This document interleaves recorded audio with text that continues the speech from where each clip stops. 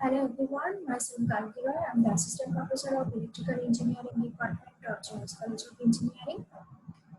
I am going to start about a particular topic of illumination engineering, and the topic is ballast. Okay. The subject code of illumination engineering is EE702C for BTech, final year 7th semester electrical engineering, and EES5ILE for diploma 5th semester 3rd year electrical engineering. Now, credit of the subject is 4. Okay. Prerequisites of this particular topic, that is definitions related to photometry, like what is luminous flux, luminous intensity, illumination, that are related to the topic, particular topic. Okay. Now, course objective: to provide an introduction to the fundamentals of illumination engineering and architectural lighting design, to impart lighting fundamentals, measurement and technology and their application in the analysis and design of architectural lighting system. Now, after completion of this subject, what student will learn? They will be able to understand the need of good illumination and learning and physics behind various luminous sources, other terms and units. They can identify the criteria for the selection of lamps, lighting system for indoor and outdoor space. They can perform calculations on photometric performance and light sources and luminaires for lighting design. They can evaluate different types of lighting design and application. So these all are the parts of course outcome. That means in this outcome-based education system, each course has some outcome. Like illumination engineering has some course outcome. So after completion of the subject, that means illumination engineering, students will be able to do this. Course overview: electrical and electronic ballast. Okay. So first, introduction. I think all of you are familiar with the word ballast, because you can see in the fluorescent lamp a ballast is used. Now, what is ballast and what is the purpose of using it? Okay, let's come to the topic. An electronic ballast or electrical ballast is a device placed in a series with a load to limit the amount of current in an electrical circuit. So, an electronic ballast or electrical ballast is a device which controls the starting voltage and the operating currents of lighting device. In this case, the ballast will convert power frequency to a very high frequency to initialize the gas discharge process in fluorescent lamp by controlling voltage across the lamp and current through the lamp. So ballast will help to initializes the gas discharge process in the fluorescent lamp, by which the fluorescent lamp will glow. Okay, so in this picture we can see an example of the electronic ballast. Next, types of ballast. There are two lamp families that work with the ballast. Number one family is fluorescent family and another one is HID family. And there are two types of ballast in each family: electromagnetic ballast and another one is electronic ballast.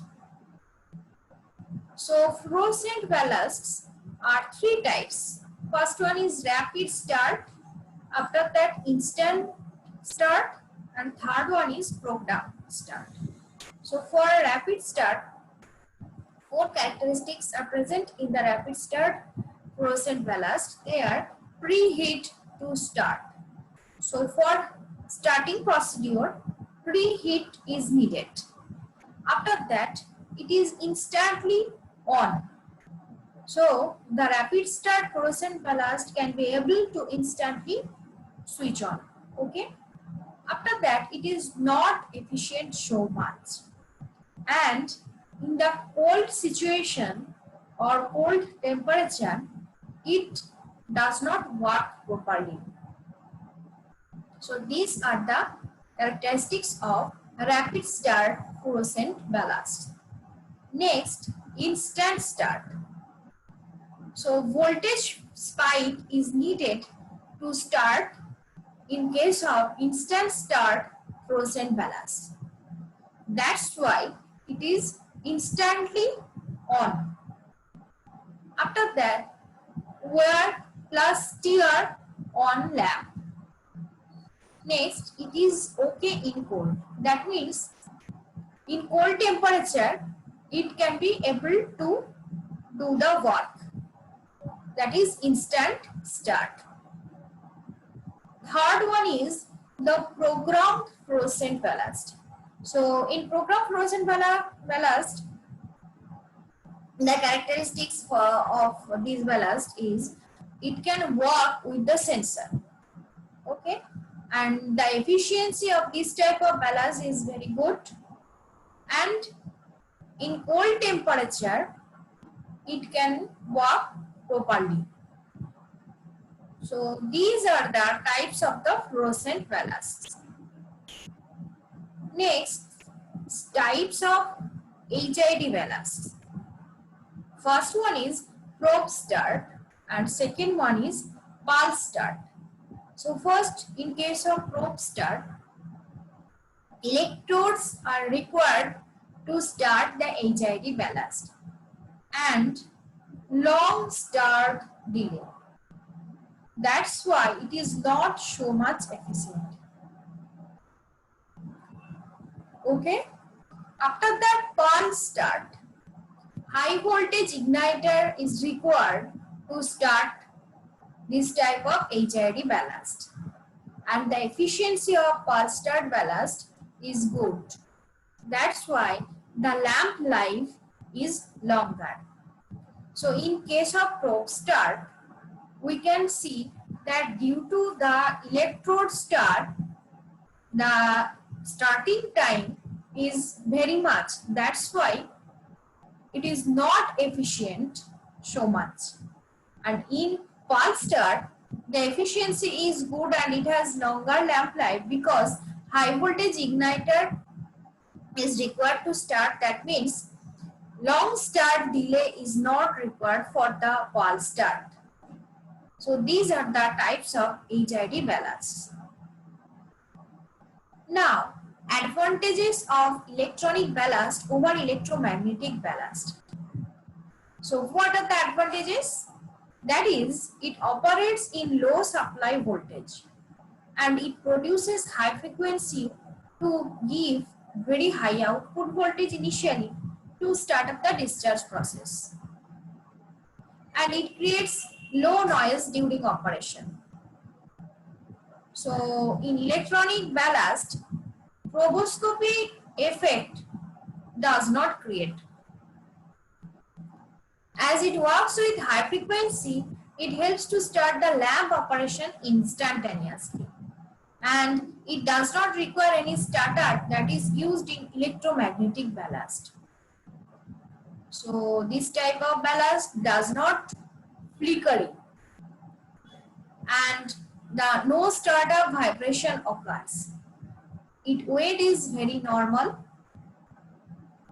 Ballast loss is very less, hence energy saving is possible. It increases the life of the lamp. Due to the operation at higher frequency, discharge process in fluorescent lamp is at higher rate. Hence, quality of light is increased. So in the right side, we can see a graphical representation of the operational performance of electronic and electromagnetic ballast. So in the x-axis, operating hours in thousands are present and relative light output in lumens are present. Okay.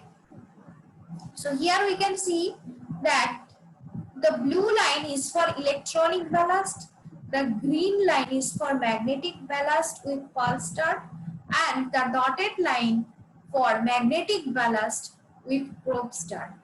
So in these three lines, in between these three lines, we can see the operational performance is high in case of electronic ballast.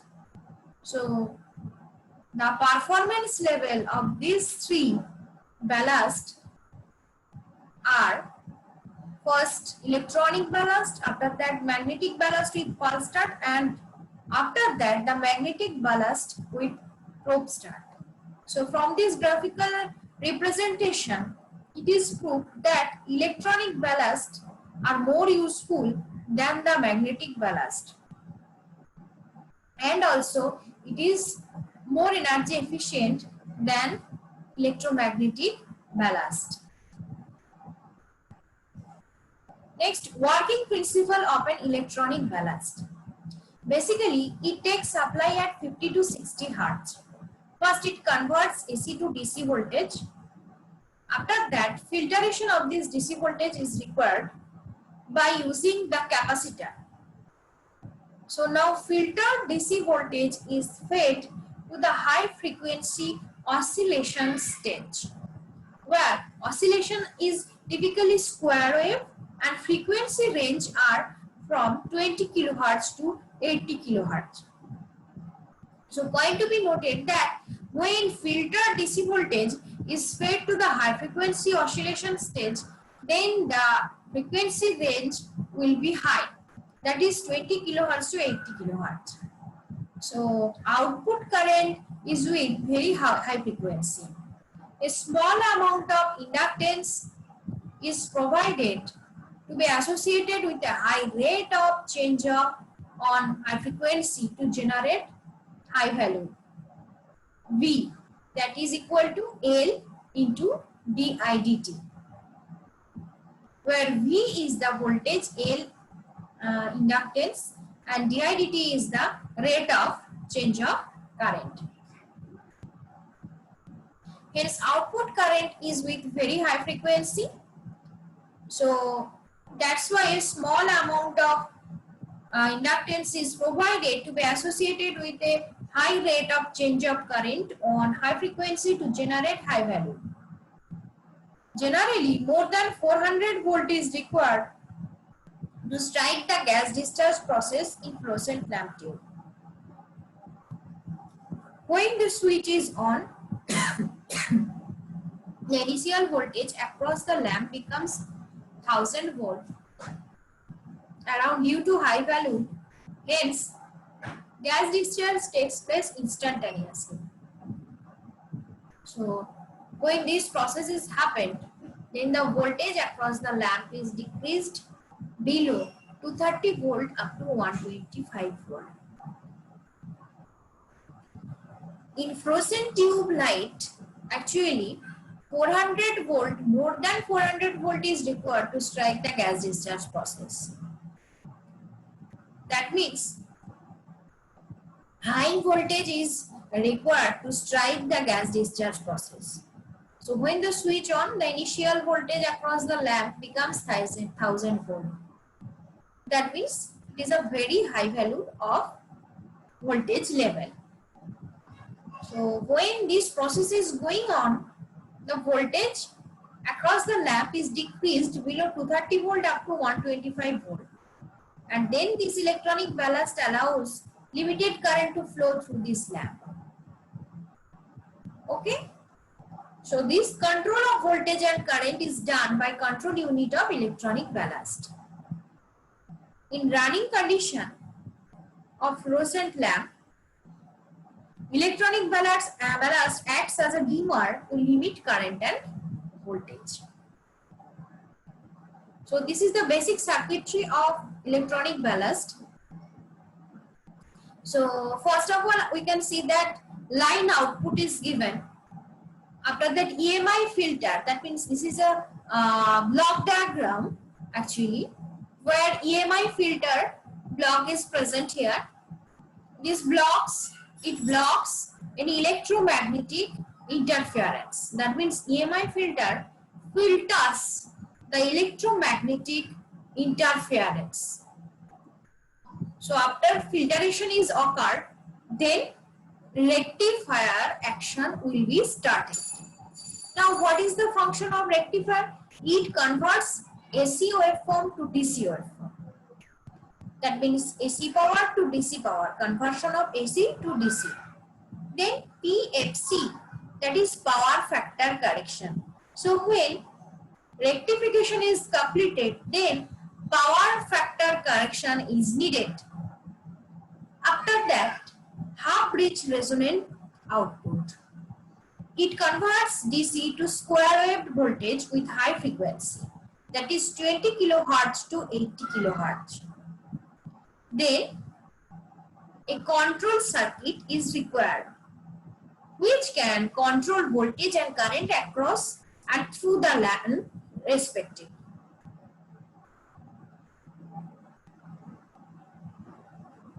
Now, HID ballast. HID stands for actually high intensity discharge.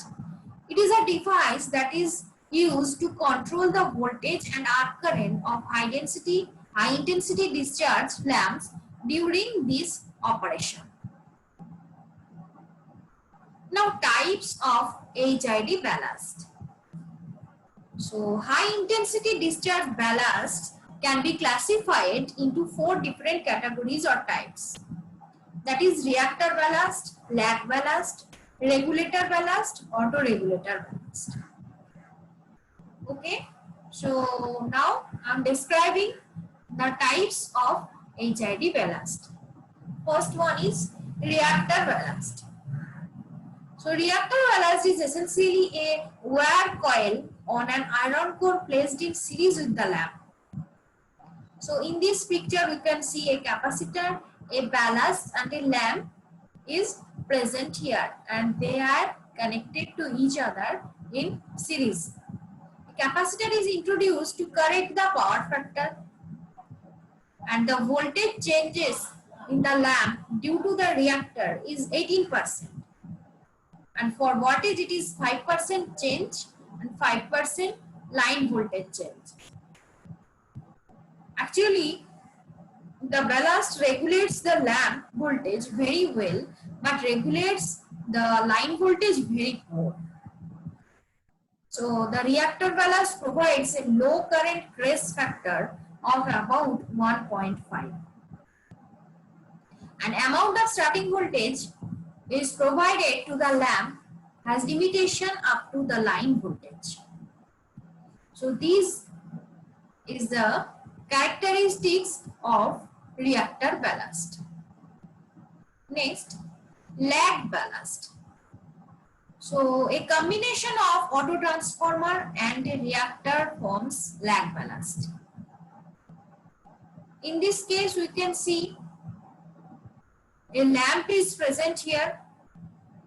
This lag ballast has the same regulation characteristics as the reactor ballast, but lag ballast overcomes the starting voltage limitation, that is more than line voltage. Basically, it is bulk in size with a greater loss and its cost is higher. Next, regulator ballast. So regulator ballast has isolated property, that means isolated primary and secondary windings. It achieves current limiting through a series capacitor. So in the secondary side, a capacitor and a lamp is connected in series, and in the primary side, a supply is there, and in between primary and secondary ballast is connected. This capacitor leads the current to lead the secondary voltage. Okay, with the regulator ballast, an excellent regulation is obtained. By using this regulator ballast, the change in line voltage is plus minus 13% and about plus minus 3% is the lamp wattage change. The regulator ballast basically isolated primary and secondary windings. Okay. Its power factor is about 0.95. It minimizes the grounding and fusing problems, Higher current crest factor is only its disadvantages, as this crest factor lies between 1.65 to 2.0.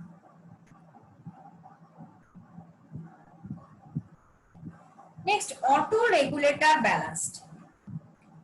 So the auto-regulator ballast has the features of both the lag ballast and the regulator ballast. This auto-regulator ballast is most popular and it is intended as trade-off. Its cost is less and it does not provide isolation between primary and secondary. It has bad regulation property. It causes a variation in the line voltage with plus minus 10% and voltage variation is plus minus 5%. Next, crest factor. What is crest factor? The current crest factor is the ratio of the peak to RMS current of the HID ballast. So, crest factor is denoted as CCF, current crest factor. That is equal to I peak by I RMS.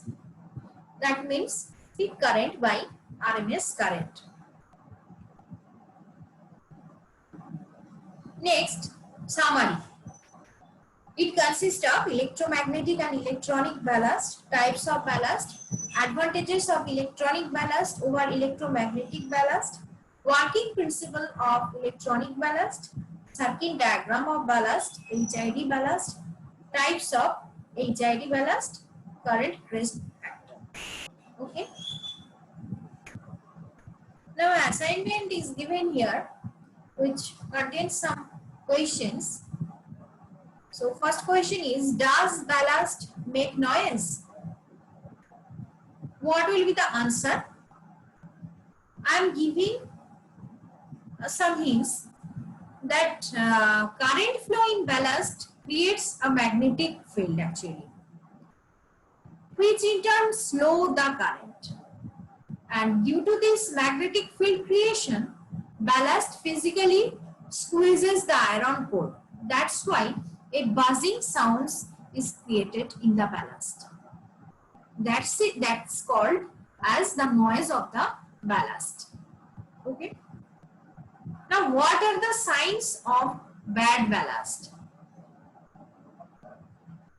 Flickering, buzzing, delay start, low output are the basically sign of the bad ballast. Okay. Does ballast reduce voltage? What will be the answer of it? Once the arc is produced, ballast reduces the voltage quickly and the electric current will flow to produce a steady light output. Okay. Last question is ballast and choke same? Already in this video lecture, I told about the electrical and electromagnetic and electronic ballast. So, what is ballast? You have to answer it by yourself. And what is choke? Also, the details of choke is given in the fluorescent lamp lecture video. Apart from that, I want to say about choke that it is an inductor coil and it acts as a limiter of the current flow. That means it limits the current flow. Okay. Now try to solve by yourself. So already I am giving some hints for this assignment. So this is your part to solve it. Okay. Thank you. Thank you for watching, and these are the references. You can follow these references. Thank you so much for watching. Thank you.